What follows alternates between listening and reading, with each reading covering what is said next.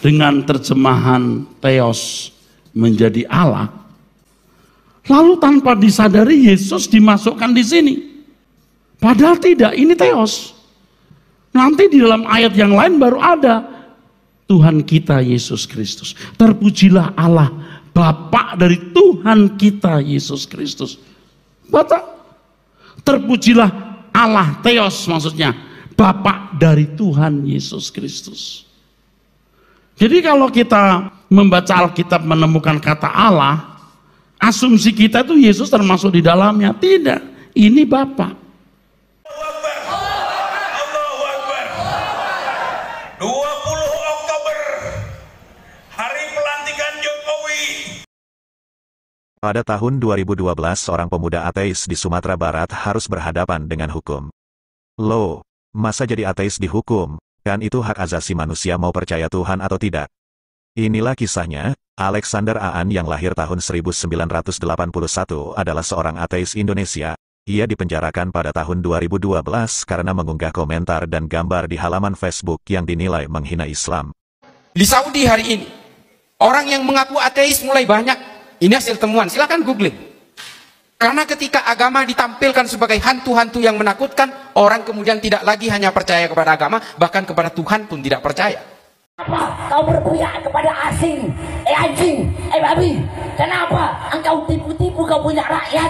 Anjing, babi, kenapa kau jual ayat-ayat Allah dengan harga yang murah?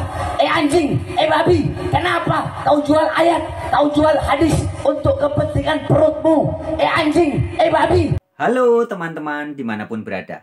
Teman-teman, video kita kali ini judulnya terinspirasi dari salah satu kalimat yang belakangan ini pernah viral ya di sosial media, di WhatsApp, di TikTok, di YouTube, di Instagram dan lain sebagainya. Yaitu kalimat yang begini. Lu. Gak bahaya tah? Apa? Jangan Enggak, apa? bahaya. Bahaya. Ya ngene. Gak bahaya ta iki? Ya bahaya. Bahaya.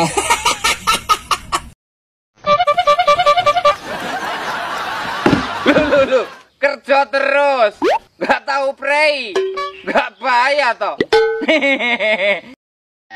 Lu, kalau gimana? Jatuh es. Ya Allah, so karo kok karo ban sih?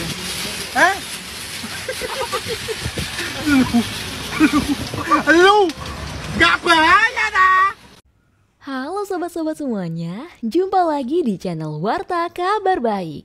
Selamat pagi buat yang menyimak video ini di pagi hari. Selamat siang, sore, dan malam buat yang menyimak di siang, sore, atau malam hari. Sobat-sobat, video-video di channel Warta Kabar Baik ini hanya dikhususkan bagi jiwa-jiwa atau orang-orang yang berpikiran terbuka ya. Bagi yang tidak berpikiran terbuka, skip aja deh. Oke, terima kasih semuanya. Jangan lupa subscribe, like, komen, dan share ya. Lu. Gak bahaya tak? Oke teman-teman, sebelum kita lanjut, izinkan seperti biasa saya mengucapkan Assalamualaikum bagi Anda yang berbahasa Arab, Shalom Aleichem bagi Anda yang berbahasa Ibrani. Buat putra-putri dan warga Nusantara Jaya, Sampurasun, Rahayu, Sagung Dumadi. Semoga segala makhluk berbahagia. Om Swastiastu, Namo Buddhaya, salam kebajikan. Oke teman-teman, di tema video yang kita beri judul Lu, gak bahaya tak? Ya, kita akan membahas tentang banyaknya dogma atau doktrin yang diklaim sebagai ajaran dari agama tertentu. Misalkan, ini ajaran dari Kristen, ini ajaran dari Yesus. Tapi ternyata terbukti bukan ajaran Yesus, bukan ajaran Kristen yang asli. Begitupun banyak hal fakta, realitas ajaran di Indonesia ini khususnya ya, yang diklaim oleh guru-guru atau ustadz oknum ya, oknum ulama atau ustadz tertentu mengklaim bahwa ini ajaran Rasulullah, ini ajaran Al-Quran, ini ajaran Nabi Muhammad. Tapi ternyata terbukti banyak yang bukan betul-betul ajaran dari Al-Quran. Diklaim saja sebagai ini ajaran Islam, ini ajaran Al-Quran ya. Padahal ternyata banyak praktek keberagamaan di Indonesia ini khususnya yang ternyata bukan ajaran dari Al-Quran, bukan ajaran Islam yang asli, bukan ajaran Rasulullah Nabi Muhammad. Ya. Sebagai contoh, di beberapa waktu yang lalu saya sudah sampaikan di video ini. Saya berikan sekitar 10 contoh ajaran palsu yang diklaim sebagai ajaran Islam, ajaran Al-Quran. Ternyata itu sama sekali bukan ajaran dari Al-Quran. Nah, teman-teman yang belum menyimak, 10 contoh ajaran yang diklaim sebagai ajaran Islam padahal ternyata bukan. Silakan disimak ya videonya ini. Lah, teman-teman. Apa gak bahaya tah? Ketika ada satu ajaran atau beberapa ajaran atau banyak ajaran diklaim sebagai ini ajaran Kristen, tapi ternyata bukan. Ternyata ajaran Kristen abal-abal. Ini ajaran asli dari Nabi Muhammad, ajaran Islam. Tapi ternyata ketahuan bukan. Bukan ajaran dari Nabi Muhammad, bukan ajaran Al-Quran, tapi dipraktekkan oleh banyak orang. Lah, kira-kira kalau menurut teman-teman bagaimana? Ajaran-ajaran yang seperti itu, yaitu ajaran yang tidak diajarkan oleh Alkitab, tapi diklaim sebagai ini ajaran Kristen yang asli. Ataupun ajaran yang tidak diajarkan oleh Al-Quran, tapi diklaim oleh banyak oknum sebagai ini ajaran Islam yang asli. Nah, kira-kira bahaya enggak? Gak bahaya tak? Hal-hal yang seperti itu. Nah, silakan teman-teman nanti dijawab ya. Kasih komentarnya di kolom komentar ya. Gak bahaya tak? Nah, pada kesempatan video kali ini, izinkan dengan segala hormat, saya akan membahas bahaya-bahaya, ya, bahkan bahaya laten, yang bisa terjadi akibat dari kelakuan oknum-oknum, ya, oknum tapi banyak, yang ngaku-ngaku tokoh atau guru-guru agama, tapi ternyata mengajarkan ajaran-ajaran yang berbeda dari ajaran agama yang asli. Baik itu agama Kristen, agama Islam, maupun agama-agama lainnya. Dan juga bahayanya, ketika orang misalkan melakukan suatu tindakan politis untuk kepentingan kelompok, kepentingan golongannya, kemudian dilakukan atas nama agama, atas nama Allah, atas nama Islam. Nah, contohnya seperti video ini. Allahu Akbar. 20 Oktober, hari pelantikan Jokowi 2019. Maka Oktober itu juga yang kita sebut tadi, hari turunnya Jokowi. Ini menjawab pertanyaan.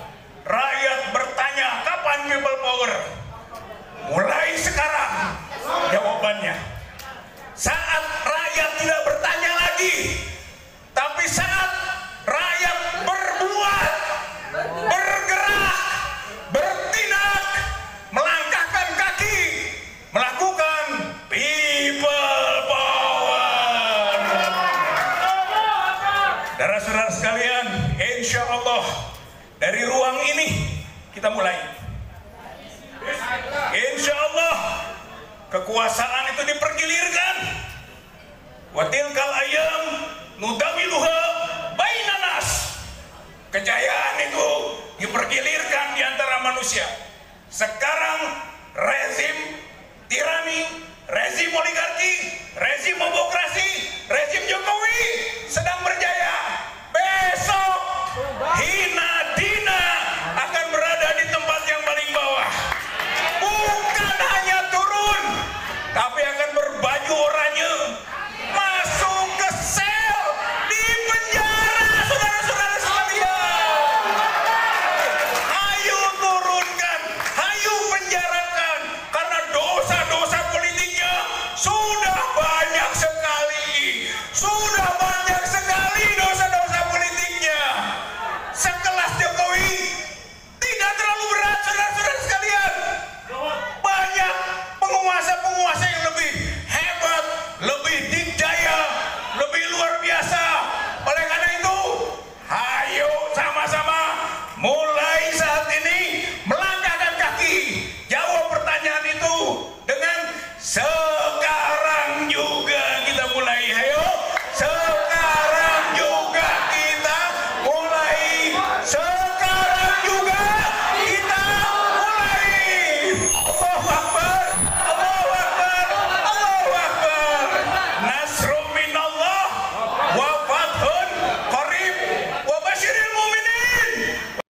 Nah, itu yang kayak gitu itu. Gimana menurut teman-teman? Gak bahaya tak? Kalau menurut saya sih bahaya teman-teman. Nama baik Islam pasti tercoreng. Nama baik Islam pasti tercoreng ketika ada kelompok atau golongan orang-orang yang mengatasnamakan Allahu Akbar. Kemudian melantunkan ayat-ayat Al-Quran. Tapi dipakai untuk tujuan kepentingan-kepentingan politik. Entah apakah untuk tujuan menggulingkan presiden. Apapun tujuan politik. Di atas namakan Allahu Akbar. Nah, gak bahaya tak? Kalau menurut saya teman-teman itu bahaya. Akan makin banyak khususnya anak-anak muda yang berpikir cerdas. Semakin merasa jijik dengan agama. Dengan agama yang dipromosikan oleh orang-orang yang kelakuannya ternyata memakai simbol-simbol agama hanya untuk tujuan-tujuan politik. Itu menurut saya bahaya. Akan banyak orang yang salah paham terhadap Islam. Yang menyangka Islam itu menakutkan, menyeramkan. Ketika yaitu adanya oknum-oknum seperti itu. Memakai simbol-simbol Islam, simbol-simbol agama untuk tujuan-tujuan politik. Gak bahaya tak? Nah, silakan kasih komentarnya ya. Kemudian ini lagi teman-teman, contohnya. Kenapa kau berpihak kepada asing? Anjing, babi. Kenapa engkau tipu-tipu kau punya rakyat? Anjing, babi. Kenapa kau jual ayat-ayat Allah dengan harga yang murah? Anjing, babi. Kenapa kau jual ayat, kau jual hadis untuk kepentingan perutmu? Anjing, babi. Kenapa kau pakai sorban tapi engkau berdiri di pintu-pintu pejabat, di pintu-pintu pemerintah? Nah, itu yang kayak gitu itu teman-teman. Coba teman-teman jawab. Gak bahaya tak? Ada orang ngaku cucu Nabi. Keturunan darah Rasulullah. Tapi ya ajarannya model-model kayak gitu itu. Gimana menurut teman-teman? Gak bahaya tak? Nah, silakan teman-teman jawab ya. Kemudian teman-teman. Banyak juga orang yang menjadi antipati dengan agama. Bahkan di Arab Saudi konon kabarnya, di negara-negara yang berbasis agama merek Islam, makin hari makin banyak orang yang menyatakan dirinya sebagai ateis atau meninggalkan agama. Anti sudah dengan agama karena merasa muak, merasa jijik dengan agama. Itu semua adalah akibat dari oknum guru-guru agama yang ketika mengajarkan ajaran-ajaran agamanya ternyata sudah tidak masuk di akal, tidak masuk di hati, tidak realistis, tidak membumi. Hanya cerita-cerita, katanya. Bahkan ada dogma-dogma, doktrin-doktrin yang melawan kemanusiaan. Tidak sesuai dengan hati nurani kemanusiaan yang waras. Sehingga banyak orang menjadi ateis. Di Saudi hari ini, orang yang mengaku ateis mulai banyak. Ini hasil temuan, silakan googling. Karena ketika agama ditampilkan sebagai hantu-hantu yang menakutkan, orang kemudian tidak lagi hanya percaya kepada agama, bahkan kepada Tuhan pun tidak percaya. Tokoh-tokoh ateis perempuan, ini mumpung ada ibu-ibunya, yang menjadi korban pertama ketika agama itu ditampilkan sebagai alat yang paling menakutkan, korbannya perempuan. Makanya yang mengaku ateis di Saudi itu rata-rata perempuan. Rana Ahmad, Rahaf Al-Qunun, Dina Ali Sahnun, Ajwa, Ayla. Ini orang-orang yang kabur dari Saudi karena udah nggak percaya Tuhan.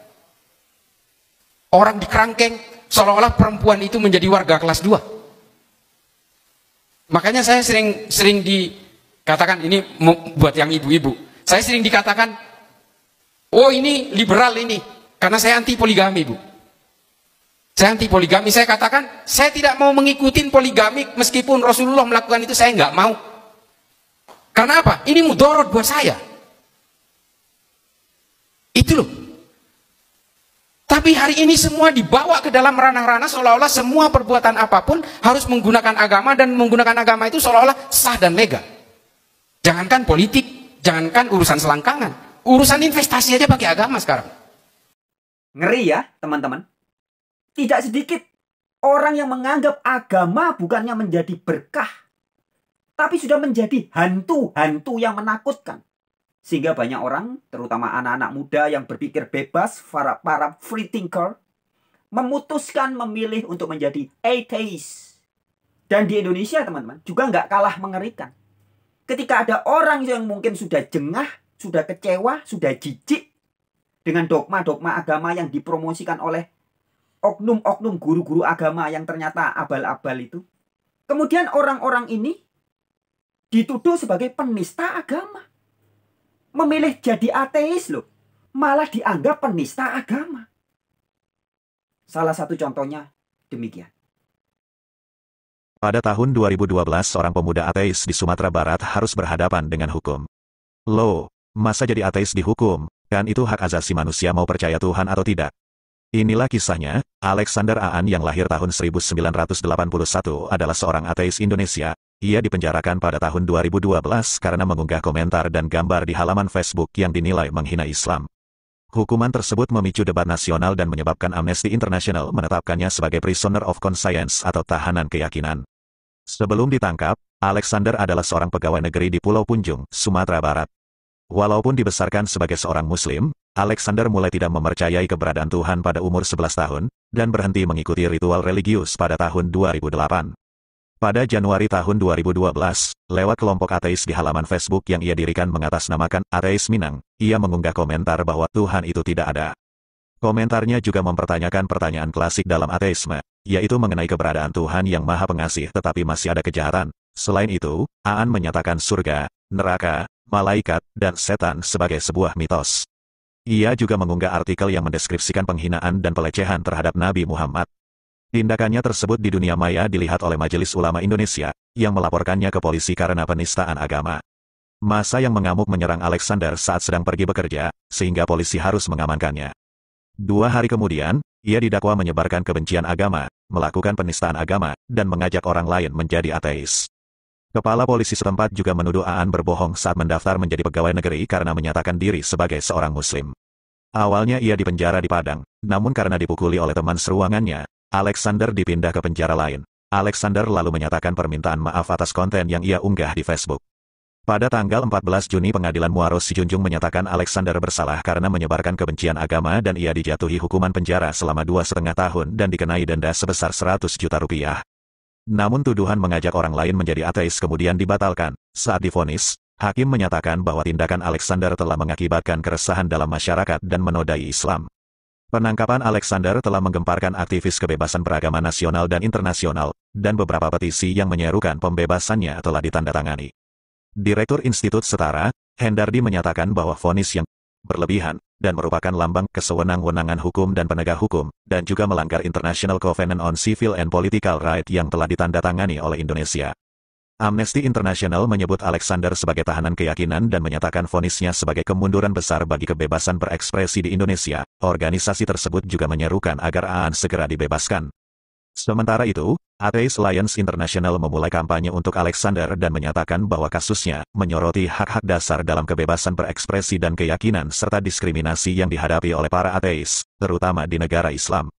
Sebuah opini di The Jakarta Globe mengkritik tuntutan terhadap Aan sebagai kutukan bagi mandat demokrasi Indonesia, dan ancaman bagi daya tarik Indonesia kepada penanam modal asing. Center for Inquiry, setelah mendukung petisi yang dibuat oleh Asian Human Rights Commission, mengadakan demonstrasi di depan Kedutaan Besar Indonesia di Washington, D.C. pada tanggal 18 Juni tahun 2012 dan menyerukan agar pemerintah melepaskan Aan. Demonstrasi kedua diadakan di New York City pada tanggal 6 Juli tahun 2012.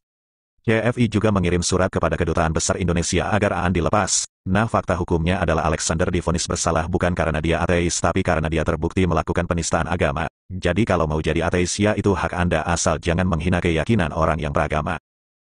Yah, itulah yang terjadi teman-teman ya. Semoga dari apa yang pernah terjadi, sudah terjadi, kedepannya bisa menjadi pelajaran. Supaya jangan lagi terulang kembali kejadian-kejadian bodoh. Kejadian-kejadian yang tidak menghargai kemanusiaan.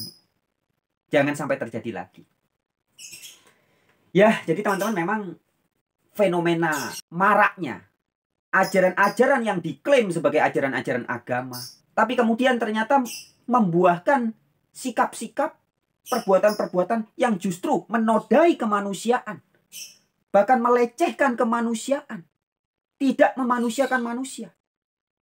Pada saat itu, agama akan tampak sebagai hantu-hantu, teroris-teroris yang menakutkan. Nah, kalau sudah gitu, gak bahaya tak? Ayo. Masa depan agama kalau tidak segera berubah, gak bahaya tak? Bahayanya apa? Agama sangat berpotensi pasti semakin banyak ditinggalkan orang jika tidak berubah. Agama apapun. Nah, ya. Oke teman-teman, sekarang pada kesempatan kali ini saya mau memberi contoh juga. Dalam dunia kekristenan atau dunia gereja, seringkali juga saya membongkar praktek-praktek dogma, praktek-praktek doktrin yang hari ini masih dipercaya oleh banyak orang, digembar-gemborkan, dipropagandakan sebagai ini ajaran Alkitab, ini ajaran kekristenan yang Alkitabiah. Tapi faktanya ternyata bukan. Buat teman-teman yang pernah memperhatikan video-video saya yang awal dahulu ya. Dari tahun 2020, 2021, 2022, sampai awal tahun 2023 kemarin. Sekitar 2 tahun lebih. Banyak video-video di channel Warta Kabar Baik ini, yang dulu namanya Wartawan Injil. Oh iya, sebagai sekedar informasi ya teman-teman. Warta Kabar Baik dengan Wartawan Injil itu sebenarnya maknanya sama. Injil itu artinya adalah kabar baik ya. Evangelion bahasa Yunaninya. Ya, Evangelion. Kabar baik. Ya, maka channel ini mau disebut Wartawan Injil atau Warta Kabar Baik, maknanya sama ya. Itu sekedar info aja. Nah, teman-teman, di channel Warta Kabar Baik ini sejak sekitar 2020 sampai 2022 dan juga awal 2023, saya banyak sekali mengkritik kekeliruan-kekeliruan doktrin yang sangat parah yang ada di dalam dunia gereja atau orang-orang yang ngaku-ngaku sebagai Kristen. Padahal faktanya Kristen abal-abal. Ada beberapa hal. Dan salah satu doktrin yang sudah bercokol ribuan tahun sejak abad Ji Samsu, ya, abad Ji Samsu, ya, abad 2, abad 3, abad 4, dan masih dipertahankan sampai sekarang, yaitu adalah dogma atau doktrin Trinitas atau Tritunggal. Doktrin Trinitas atau doktrin Tritunggal oleh banyak gereja, tidak semua ya, tapi oleh sebagian besar mayoritas gereja hari ini masih dianggap sebagai inilah doktrin yang Alkitabiah. Padahal dalam ratusan video-video terdahulu sudah saya sampaikan. Dan saya sudah menulis buku. Saya nulis buku itu sejak tahun 2005 ya, tapi terbitnya 2007 sampai 2013-an, 2013. Menjawab doktrin Tritunggal. Buku ini sudah cetak ulang lebih dari 10 kali. Sejak sekitar tahun 2007 saya gencar memberitakan bahwa Yesus bukan Allah yang maha kuasa sebagaimana diajarkan oleh doktrin Tritunggal. Tapi banyak orang yang menuduh, bahkan memfitnah saya sebagai sesat, sebagai antikristus. Saya anggota saksi Yehova. Meskipun tuduhan-tuduhan semua itu tidak pernah bisa mereka buktikan. Mereka yang menuduh saya saksi Yehova tidak pernah bisa membuktikan kapan saya bergabung di organisasi Yehova, tahun berapa, di kota mana. Tidak ada buktinya karena memang itu tidak pernah terjadi. Saya bukan anggota saksi Yehova. Mereka juga menuduh saya antikristus. Padahal arti dari antikristus adalah orang yang tidak percaya Yesus sebagai Kristus. Lah faktanya saya percaya Yesus itu Kristus. Yang bahasa Arabnya Isa itu Al-Masih. Saya percaya. Jadi semua tuduhan-tuduhan itu sama sekali tidak berdasar dan tidak benar. Tapi teman-teman, sadar tidak sadar, coba kalian renungkan. Apakah ketika ada orang ngaku-ngaku sebagai pendeta, sebagai guru agama Kristen, tapi ternyata mengajarkan ajaran-ajaran yang tidak diajarkan oleh Yesus Kristus, tidak diajarkan oleh para rasul, tidak diajarkan oleh Alkitab, yaitu seperti doktrin Trinitas atau Tritunggal itu. Apakah itu gak bahaya tak? Ayo. Gak bahaya tak? Anda mengajarkan ajaran yang bukan ajaran Yesus, tapi Anda ngaku ini ajaran Yesus. Anda mengajarkan ajaran yang bukan diajarkan Alkitab, tapi Anda mengklaim ini ajaran Alkitabiah. Gak bahaya tak? Nah, ya. Nah, teman-teman, pada kesempatan kali ini izinkan saya menampilkan salah satu kabar gembira atau Injil atau kabar baik. Bahwa sebenarnya selain saya, di Indonesia ini khusus, ada banyak kelompok orang-orang yang menyebut diri sebagai Kristen yang juga menolak tegas doktrin Trinitas yang menjadikan Yesus sebagai Allah yang maha kuasa. Yesus adalah Allah yang setara dengan Allah Bapa. Ada banyak ya. Tapi mungkin kalau yang di internet, yang di YouTube, yang terkenal mungkin saya dan teman-teman saya, Pak Beni ya. Kemudian dari Gereja Jagi, Pendeta Arianto dan lain-lain. Padahal sebenarnya di dalam masyarakat yang tidak terekspos di sosial media ada banyak. Dan pada kesempatan kali ini kita tampilkan salah satu cuplikan video dari pendeta yang cukup terkenal, memiliki jemaah yang besar sekali, yaitu dari gereja GBI ya, basicnya dari gereja GBI tapi yang sudah memisahkan diri, yaitu pendeta Erastus Sabdono. Jelas, pemahaman pendeta Erastus Sabdono tentang siapa Yesus itu sama dengan yang saya kenal, yaitu Yesus yang sebagaimana tertulis di Alkitab. Yesus adalah utusan Allah. Yesus bukan Allah Bapa. Yesus juga bukan Allah yang setara dengan Bapa. Yesus adalah utusan dari Allah. Yesus adalah utusan dari Bapa. Oke, langsung aja. Kita simak. Demikian videonya. Dan langsung, ini cuplikan ya teman-teman. Cuplikan videonya dari channelnya Pak Erastus Sabdono. Yang kemudian saya cuplik dan langsung saya berikan tanggapan. Nah, supaya gak bahaya tak? Demikian. Kalau kita membaca dalam surat Rasul Paulus yang menjadi tujuan doa Rasul Paulus terus tuh theos dalam terjemahan kita Allah. Memang ini juga bisa mengaco kata ini. Allah ini tunggal kan? Menyiratkan tunggal. Sedangkan di Perjanjian Lama kata Allah juga digunakan untuk Elohim. Ini juga mengacau sekali. Elohim diterjemahkan Allah. El yang sama dengan Theos diterjemahkan Allah. Apa nggak kacau nih? Kacau saudaraku. Sebenarnya di sini kacau. Nah, Theos ini Bapak di surga. Saudara membaca di Alkitab, di semua surat rasul-rasul selalu bicara mengenai ini. Kuduslah kamu sebab aku kudus. Theos. Theos, theos, theos, theos. Nah, dengan terjemahan ini, dengan terjemahan theos menjadi Allah, lalu tanpa disadari Yesus dimasukkan di sini. Padahal tidak, ini theos. Nanti di dalam ayat yang lain baru ada Tuhan kita Yesus Kristus. Terpujilah Allah Bapa dari Tuhan kita Yesus Kristus. Baca. Terpujilah Allah, theos maksudnya, Bapa dari Tuhan Yesus Kristus. Nah, ini ayatnya ada banyak ya teman-teman. Yang di dalam kitab Perjanjian Baru, di Bible, ini Bible Perjanjian Baru, disebut sebagai Allah dan Bapaknya Tuhan Yesus Kristus. Dialah Allah yang di Perjanjian Lama disebut sebagai Yod-Heh-Vav-Heh, atau Yahweh, atau Yehuwa, atau Yehova, atau Hashem. Ha itu bahasa Inggrisnya the. Shem itu name, the name, sang nama. Nah, di dalam Perjanjian Baru ada banyak ayatnya. Saya beri contoh 2. Sebagaimana disampaikan Pak Pendeta Erastus Sabdono tadi ya. Allah atau Theos atau God yang diberitakan adalah the God of. Ya, Allahnya Tuhan kita Yesus Kristus. The Father of. Ya, Bapaknya atau Bapak dari Tuhan kita Yesus Kristus. Ini contoh beberapa ayatnya. Yang pertama teman-teman bisa lihat di 2 Korintus 1 ayat 3. Ini surat Paulus. Banyak orang salah paham. Menyangka Paulus mengajarkan Trinitas. Padahal tidak. Allah yang diberitakan oleh Paulus adalah, ini perhatikan baik-baik. 2 Korintus 1 ayat 3.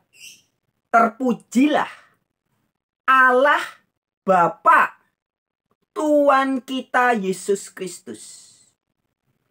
Ini bukan Allah Bapa yang bernama Tuhan kita Yesus Kristus. Bukan teman-teman ya. Kalau di bahasa Indonesia, dalam terjemahan bahasa Indonesia memang tidak ada katanya di situ ya. Allah Bapaknya Tuhan kita Yesus Kristus. Tidak ditulis begitu. Tapi kalau Anda perhatikan di Alkitab berbahasa Inggris, itu ada kata of. The God and Father of our Lord Jesus Christ.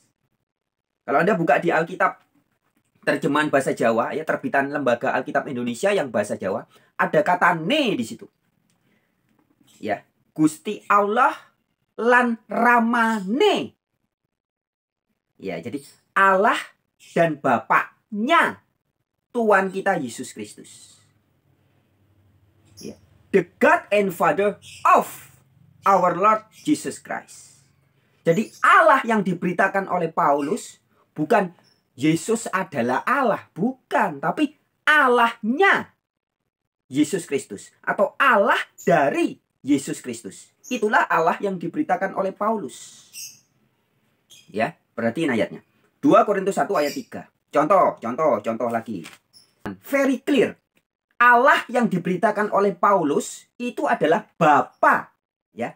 Allahnya Paulus atau God-nya Paulus itu Bapa, bukan Yesus. Ya, itu sangat tegas tertulis juga dalam 1 Korintus 8 ayat yang ke-6. Nah, ini. Namun bagi kita, ya, jadi bagi Paulus dan bagi teman-temannya Paulus, ya. Namun bagi kita, sekali lagi, ini bagi Paulus dan bagi orang Kristen, ya. Hanya ada satu Allah saja. Ya, satu Theos saja. Siapa dikatakan? Yaitu Bapa. Loh, tidak dikatakan bagi kita ada Theos atau ada Allah, yaitu Tritunggal Maha Kudus. Allah Bapa, Allah Putra, Allah Roh Kudus. Tidak, teman-teman. Paulus tegas imannya. Bagi Paulus dan teman-temannya hanya ada satu Allah saja, yaitu Bapa. Ya, ingat-ingat ayatnya. 1 Korintus 8 ayat 6. Jadi yang oleh Paulus disebut sebagai Allah itu hanya Bapa. Allahnya Paulus itu hanya Bapa. Ya. Masih di ayat yang sama. Dan satu Tuhan saja. One Lord. Yaitu Tuhan itu Lord bahasa Inggrisnya. Bahasa Yunaninya Kyrios. Bahasa Ibraninya Adon. Satu Tuhan, satu pemimpin, satu junjungan, satu Lord, satu Gusti. Atau satu orang yang diikuti. Yaitu Yesus Kristus. Jadi Yesus yang diidentifikasi atau dikenal oleh Paulus adalah Yesus yang adalah Kristus. Kristus itu artinya orang yang dipilih oleh Allah untuk jadi juru selamat. Orang yang diurapi oleh Allah untuk jadi juru selamat. Itu namanya Kristus. Ya, jadi Yesus yang diperkenalkan oleh Paulus bukan Yesus yang adalah Allah yang maha kuasa yang menjelma jadi manusia. Bukan. Tapi Yesus yang diperkenalkan oleh Paulus adalah Yesus yang adalah Kristus. Tuhan Yesus Kristus. Bukan Allah Yesus. Bukan. Jelas ya. Efesus sekarang. Di dalam surat Efesus. Ini juga ayat yang terkenal. Efesus pasal 1 ayat 3. Atau ayat 17 juga bisa ya. Terpujilah Allah dan Bapa Tuhan kita Yesus Kristus. Allah dan Bapa dari Tuhan kita Yesus Kristus. Allah dan Bapaknya Tuhan kita Yesus Kristus.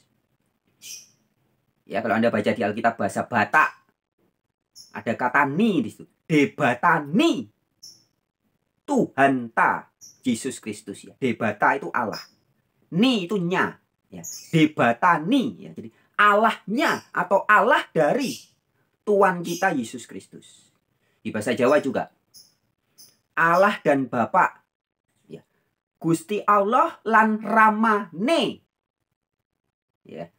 Gusti kita Yesus Kristus. Ya. Jadi Allah dan Bapa dari Tuhan kita Yesus Kristus. Bahasa Inggris. God and Father of our Lord Jesus Christ. Efesus 1 ayat 3. Efesus 1 ayat 17 juga.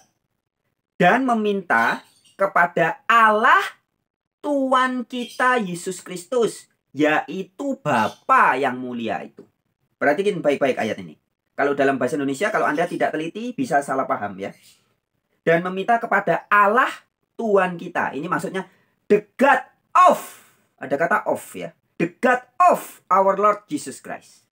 Allahnya Tuhan kita Yesus Kristus. Ya, Efesus 1 ayat 17. Ini banyak orang salah paham. Disangkanya ketika membaca ayat ini ada kata Allah Tuhan kita Yesus Kristus. Dikirain itu Allah yang bernama Tuhan kita Yesus Kristus. Padahal bukan. Ya, makanya kalau baca harus teliti. Bandingkan dengan bahasa Batak, bahasa Jawa kalau Anda orang di Indonesia. Kalau Anda berbahasa internasional, bahasa Inggris lebih jelas lagi. God of our Lord Jesus Christ. That is the Father. Allahnya Tuhan kita Yesus Kristus. Nah, ini sering disalahpahami oleh orang-orang di Indonesia itu yang para penganut oneness. Kayak pendeta Henry Tan. Kemudian kalau yang lagi viral di TikTok tuh Mikana ya. Mikana dan konco-konconya itu. Itu mengatakan bahwa Yesus adalah Allah Bapa. Allah Bapa ya Yesus Kristus itu sendiri. Nah, ayat yang sering dipakai ya ini tadi. Ya, di surat Korintus tadi sama ini. Efesus 1 ayat 17 ini. Dan meminta kepada Allah Tuhan kita Yesus Kristus. Ini disambung, dijadikan Allah yang bernama Tuhan kita Yesus Kristus. Padahal bukan. Meminta kepada Allahnya Tuhan kita Yesus Kristus. Allah dari Tuhan kita Yesus Kristus. Jadi Yesus tuh memiliki Allah, memiliki sesembahan. Inilah yang di dalam Injil Yohanes 20 ayat 17. Yesus berkata, aku akan pergi kepada Bapakku dan Bapakmu. Kepada Allahku dan Allahmu. Jadi yang oleh Yesus diidentifikasi sebagai Allahmu, itu juga oleh Yesus diakui sebagai Allahku. Yang oleh Yesus dikatakan sebagai Bapakmu, itu juga diidentifikasi sebagai Bapakku. Jadi hubungan Yesus dengan Allah, itu bukan Yesus adalah Allah yang maha kuasa itu sendiri. Bukan. Tapi Yesus adalah utusan dari Allah. Kemudian sebagian orang bilang, loh itu kan ketika Yesus jadi manusia. Oke.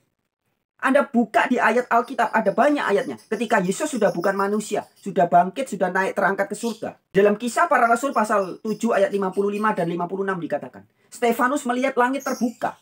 Dan di situ Yesus berada di sebelahnya Allah. Nah, dan ada 14 ayat yang lain yang serupa. Yesus di surga berada di sebelahnya Allah. Bukan Yesus adalah Allah. Anda juga bisa lihat di dalam kitab Wahyu. Ini lebih jelas lagi. Kitab Wahyu, Anda buka Wahyu 1 ayat 1. Ya. Kitab Wahyu itu diberikan ketika Yesus sudah bukan manusia. Wahyu 1 ayat 1. Inilah wahyu Yesus Kristus yang dikaruniakan Allah kepadanya. Ya, jadi wahyu ini bukan wahyu dari Yesus sendiri. Tapi Yesus dapat dari Allah. Nah, terus kita baca selanjutnya ya. Terus nanti teman-teman baca sendiri. Teman-teman bisa lihat di dalam Wahyu pasal 3 ayat 12. Ini perkataan Yesus. Yesus sudah di sorga, sudah bukan manusia. Ya. Yesus berkata, barang siapa menang, ia akan kujadikan soko guru di dalam bait suci Allahku. Loh, Yesus menyebut Allah sebagai Allahku. Dan ia tidak akan keluar lagi dari situ dan padanya akan kutuliskan nama Allahku. Nama kota Allahku. Yaitu Yerusalem baru yang turun dari surga. Dari Allahku. Dan namaku yang baru. Nah, jadi Yesus memiliki nama baru. Namanya sudah bukan Yasua, bukan Joshua, bukan Yesus, bukan Yesus lagi. Dia punya nama baru. Dan ketika di surga, Yesus tetap memiliki Allah. Yesus bukan Allah yang maha kuasa itu sendiri. Ini very clear bagi orang-orang yang jujur dan teliti dalam membaca kitab suci. Jadi kalau kita membaca Alkitab menemukan kata Allah, asumsi kita itu Yesus termasuk di dalamnya. Tidak, ini Bapa. Bicara seperti ini berat sebenarnya, saudara. Berat. Karena konsep orang sudah salah. Ya, konsep banyak orang sudah salah. Sudah kadung salah kaprah. Sudah terlanjur salah doktrin. Ribuan tahun. Banyak guru-guru agama yang ngaku-ngaku Kristen mengajarkan konsep Allah yang berbeda dengan yang diajarkan oleh Paulus ataupun oleh Yesus Kristus. Ini salah doktrin dipelihara beratusan tahun, bahkan ribuan tahun. Mengatakan bahwa Yesus setara dengan Allah Bapa. Nah, sehingga ketika sekarang diberitakan kebenaran, berat. Lu. Gak bahaya ta? Gak bahaya ta? Itulah yang terjadi. Bukan berarti kalau sehakikat lalu juga berarti satu hierarki, satu sejajar dalam hierarki, maksud saya tidak. Bapa lebih besar. Allah Bapa lebih besar daripada Yesus. Ayo, di mana ayatnya? Ingat-ingat, Injil Yohanes 14 ayat 28. Ini perkataan Yesus sendiri. Yesus berkata, Bapa lebih besar daripada aku. Jelas? Dan seluruh Alkitab kita menemukan kok fakta itu. Bahwa Bapa akan menundukkan semua musuh di bawah kaki Yesus. Yesus sendiri menundukkan diri kepada Bapa. Kurang apa coba ayat itu? Yesus Kristus tunduk kepada Allah Bapa. Yesus Kristus takluk di bawah Allah Bapa. Ingat ayatnya. 1 Korintus 15 ayat 28. Engkau satu-satunya Allah, Theos, yang ilahi, the mighty, dan Yesus yang kau utus. Injil Yohanes 17 ayat 3. Tentang kehidupan yang kekal. Inilah hidup yang kekal, yaitu mengenal Engkau, Bapa, sebagai satu-satunya Allah yang benar. Dan Yesus Kristus utusan Allah. Jelas, tidak mungkin utusan itu bisa lebih besar dari pengutusnya. Ya teman-teman ya, jelas. Orang-orang yang jujur, berhati nurani, tulus, ikhlas, jujur, tidak kadarun, pikirannya bersih, tidak butak. Ketika membaca ayat-ayat Alkitab dengan teliti dan jujur, nggak harus pinter teman-teman, nggak harus jenius, nggak. Cukup jujur aja. Anda akan tahu bahwa Yesus adalah utusan Allah Bapa. Yesus yang asli yang tertulis di Alkitab adalah Kristus. Yang artinya orang yang dipilih untuk menjadi juru selamat. Bahasa Arabnya Al-Masih. Isa adalah Al-Masih. Itu Yesus yang asli. Itu Yesus yang Alkitabiah. Tapi hari ini teman-teman, coba Anda lihat di channel-channel polemikus-polemikus yang ngaku-ngaku Islam maupun ngaku-ngaku Kristen. Ngaku-ngaku mu'alaf mantan Kristen. Yang mereka perdebatkan apa? Yang satu bilang Yesus Allah yang maha kuasa yang menjelma jadi manusia. Yang satu lagi mengolok-olok Bible, mengolok-olok Alkitab. Bahkan hampir 90%, mungkin lebih ya. Orang-orang yang ngaku sebagai mu'alaf mantan Kristen. Mereka mengaku meninggalkan agama Kristen gara-gara doktrin Trinitas. Mereka gagal paham, salah paham, dan berpaham salah. Menyangka Alkitab mengajarkan Trinitas. Maka mereka jadinya meninggalkan Trinitas sama dengan meninggalkan Kristen. Padahal Kristen yang asli tidak mengajarkan Trinitas. Semua ini terjadi karena itu tadi. Banyaknya Islam-Islam palsu dan juga Kristen-Kristen palsu. Yang mengajarkan dogma-dogma dan doktrin-doktrin yang sebenarnya bukan diajarkan oleh Alkitab. Ya. Maka terjadinya polemik, perdebatan di channel-channel YouTube yang saling hujat, saling mengejek. Yang satu ngejek Islam, ngejek Al-Quran. Yang satu lagi ngejek Alkitab, ngejek Bible. Inilah perdebatan lingkaran setan, para kadrun-kadrun. Kalau ini terus dibiarkan teman-teman, gak bahaya tak? Lah. Ketika Anda mengajarkan ajaran yang bukan ajaran Nabi Muhammad, tapi Anda klaim sebagai ajaran Islam, ajaran Al-Quran, padahal bukan ajaran Al-Quran. Ataupun ketika Anda mengajarkan ajaran yang tidak diajarkan oleh Yesus dan para Rasul, tapi Anda klaim sebagai ajaran Kristen. Gak bahaya tak? Ayo. Oke teman-teman, ya. Jadi saran saya, hati-hatilah dengan ajaran-ajaran, dogma-dogma, doktrin-doktrin yang mengatasnamakan agama. Agama apapun. Mau mengatasnamakan Islam, mengatasnamakan Al-Quran, mengatasnamakan ajaran Nabi Muhammad, maupun mengatasnamakan ajaran Alkitab, ajaran Kristen, ajaran Yesus. Hati-hati teman-teman. Jangan gampang percaya. Sebab faktanya, kenyataannya, realitasnya sudah terlalu banyak doktrin-doktrin, dogma-dogma yang oleh guru-guru, oknum-oknum guru, ustadz, ya, oknum ustadz atau oknum ulama ataupun oknum pendeta, oknum pastor yang mengklaim bahwa katanya agamanya, ajarannya asli. Tapi faktanya ternyata tidak. Ya teman-teman ya. Oke teman-teman. Apakah kita harus membiarkan? Kita membiarkan saja ajaran-ajaran yang bukan ajaran yang asli tapi diklaim sebagai ajaran agama itu? Apakah gak bahaya tak? Gak bahaya tak kalau terus-menerus dibiarkan? Nah, bahaya nggak? Oke teman-teman, silahkan kasih komentarnya ya. Terima kasih buat siapapun yang sudah menyimak video ini. Silahkan bagikan, sharekan kepada saudara, teman, atau siapapun yang Anda merasakan video ini penting untuk diketahui banyak orang. Oke, terima kasih ya teman-teman. Sampai jumpa di video-video yang berikutnya. Wabillahi taufik walhidayah. Wassalamualaikum warahmatullahi wabarakatuh. Elehim shalom. Om Santi Santi Santi. Namo Buddhaya. Salam kebajikan, salam sejahtera. Rahayu Sakung Dumadi. Semoga segala makhluk berbahagia. Semangat.